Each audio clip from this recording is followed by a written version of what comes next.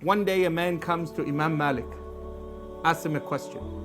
He says, Ya Imam, who's more beautiful, my wife or the full moon? My wife or Al-Qamar? Imam Malik said, your wife. What do you mean your wife? Look at the moon, man. Look how beautiful it is. This full moon. Badr.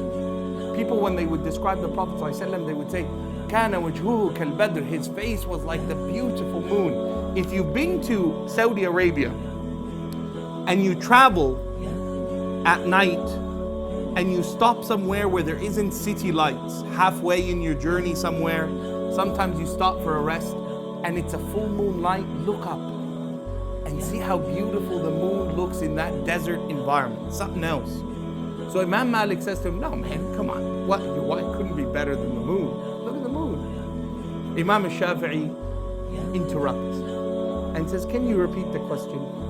The man said, I asked Imam Malik, who are you, little one? I asked Imam Malik, who's more beautiful, my wife or the moon? He said, the moon. Imam Shafi'i said, no, your wife is more beautiful. So the man grabs the Shafi'i. He says, where did you see my wife? Shafi'i, he says, no, I didn't look at your wife. I don't know who your wife is.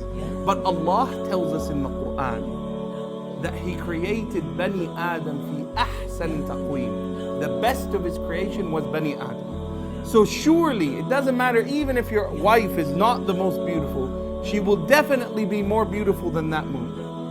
And it kind of shows you the way Imam Ash-Shafi'i would think. A man comes and says to Imam Ash-Shafi'i, he says, Ya Imam, I'm a poor man. Look at me. Where are the people? Where are they?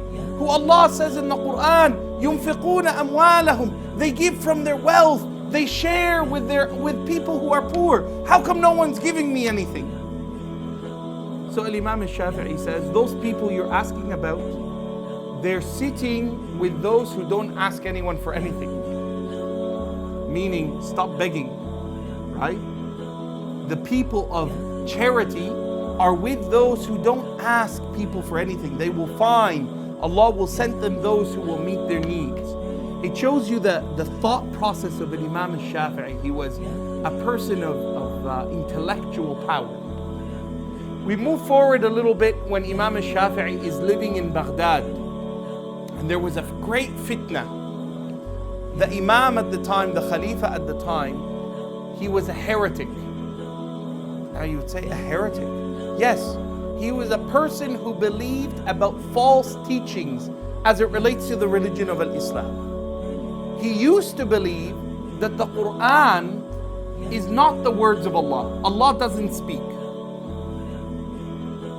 And because of his arrogance and his severe punishment of the scholars, many scholars, they would, yes, okay, whatever you say, we'll say it.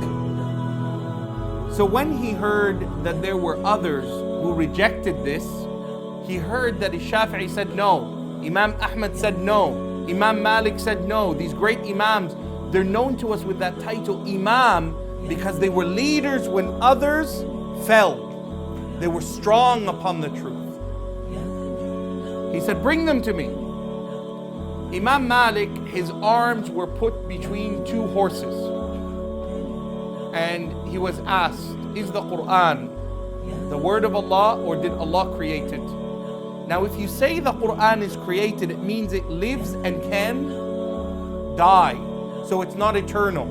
And it means you are limiting Allah, that Allah cannot speak. When Allah says in the Qur'an, وَكَلَّمَ اللَّهُ مُوسَى تَكْلِيمًا. Remember how one of the brothers asked about 73 sects? That's one of them. These people who came with these philosophical ramblings. How can the divine speak? Doesn't make sense. But the scholars, they stood firm. No, Allah said He spoke to Musa. And Allah tells us that the Qur'an, kalamullah. And the Prophet ﷺ said it. So as soon as Imam Malik said, no, I will not say what you just said, he ordered the horses to be pulled. And the arm of Imam Malik, his arms were dislocated. Have you seen the Maliki madhab people, how they pray? how do they pray? Their arms down, not on their chest, not on their stomach. Why do they do that? Because Imam Malik, his arms became immobile. So he used to pray like this, right? That's where, a part of where they get it from, right? He said, bring a Shafi'i. Imam Ash-Shafi'i, remember we're telling you he's an intelligent young man. He saw this happen, heard of this happen. He said, well, I'm going to find an avenue that frees me from this fitna and will show others how to also save themselves. So this Ma'mun, he brings him up in front of everyone and he says, is the Qur'an created? So Imam Ash-Shafi'i holds his hand up, he says, Qur'an, Injil, Zabur, Torah, all created. The Khalifa, he says, oh, that's good. Not just Qur'an, everything. All right, you're free to go. And everyone's shocked. Imam Ash-Shafi'i said, no. My finger is Qur'an, Injil, Torah, Zabur. All of me as a person is created. The word of Allah is not. So he used his logic. Imam Shafi'i was a person who was not just a literalist. He was a person who could think, who found avenues to escape in the right way and saved many of the ummah from grueling punishment that was being inflicted by that man. So whenever that imam would come and he would test the ulama, what would they all do?